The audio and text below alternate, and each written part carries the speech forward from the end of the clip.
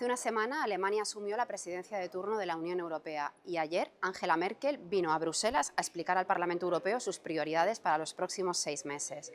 Sobre la mesa hay dos cuestiones vitales para el futuro de Europa y de nuestros países: el plan de recuperación económica para la crisis del COVID-19 y el marco financiero plurianual, lo que comúnmente se conoce como el presupuesto de la Unión Europea. El hecho de que sea Alemania el Estado que va a marcar las pautas para la recuperación económica ha generado muchas expectativas en la burbuja de Bruselas por el supuesto liderazgo de Merkel. Sin embargo, a nosotras lo que nos genera es preocupación porque Merkel nunca ha estado preocupada por los pueblos de Europa, sino por salvar el actual modelo de Unión Europea. Recordemos, Alemania pilotó la crisis del 2008 a base de imponer recortes a los países que peor lo estábamos pasando.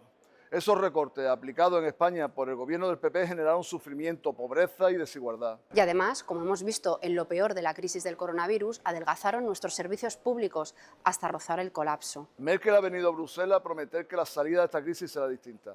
Ha hablado de solidaridad, bien común y de unidad. Pero la experiencia del pasado nos dice que nada sale gratis en esta Europa.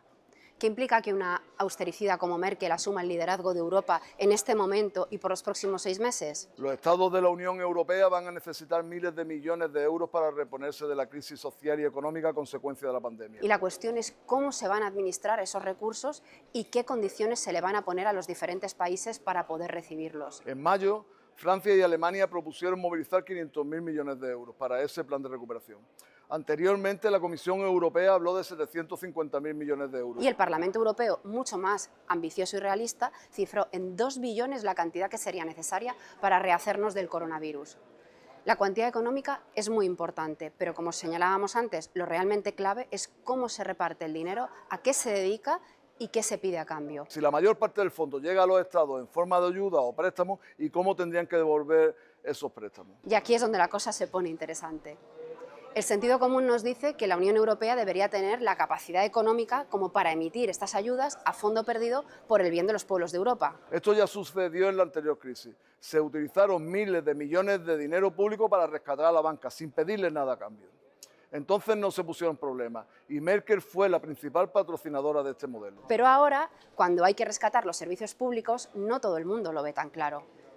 Los llamados países frugales, Austria, Dinamarca, Holanda y Suecia, han exigido recortes y condiciones duras a cambio de las ayudas para la recuperación. En el pasado, Merkel siempre se alineó con ellos y ahora, en la presidencia de turno, va a tener que jugar un papel de mediadora en la negociación que tendrán los jefes de Estado y Gobierno la próxima semana en Bruselas. Podríamos caer en la tentación de pensar que Merkel va a ser neutral en esta negociación. ¿Pero alguien tiene alguna duda de qué es lo que hará?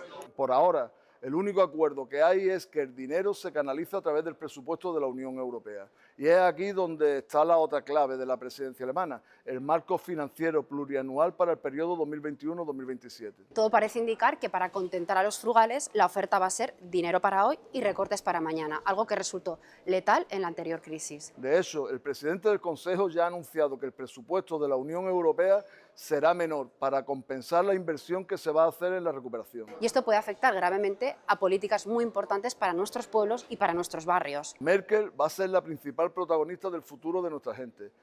Y en este tiempo va a tener mucho que decir en otras de las variables económicas que debemos tener presentes: el Pacto de Estabilidad y Crecimiento. El Pacto de Estabilidad son las normas de control de las cuentas que impone la Unión Europea a los Estados. Y a través de las reglas de gasto obliga a los países a mantener un déficit por debajo del 3%, lo que hace que tengan que reducir muchísimo su inversión en servicios públicos. Esta norma fue un lastre para España, Italia, Portugal y Grecia en la anterior crisis y por eso, para salir de esta, la Comisión Europea ha decidido suspenderla de forma temporal. Si todo el mundo ha estado de acuerdo en que esta norma frenaba las posibilidades de invertir en lo público, ¿por qué deberíamos recuperarla? La regla de gasto no es una ley física, se puede cambiar por otra que sirva para que las cosas nos vayan bien a todos y por eso desde la izquierda europea hemos propuesto que se derogue para siempre. La Comisión Europea advirtió esta semana que la economía española caerá en 2020 mucho más de lo esperado. Y es normal, nuestro país ha sido uno de los más afectados por la crisis sanitaria y además nuestra economía depende dramáticamente del sector más golpeado, el turismo. Por eso, nosotras y nosotros decimos que tanto el Fondo de Recuperación como el presupuesto de la Unión Europea deben estar dirigidos a equilibrar la balanza entre los países ricos y los demás.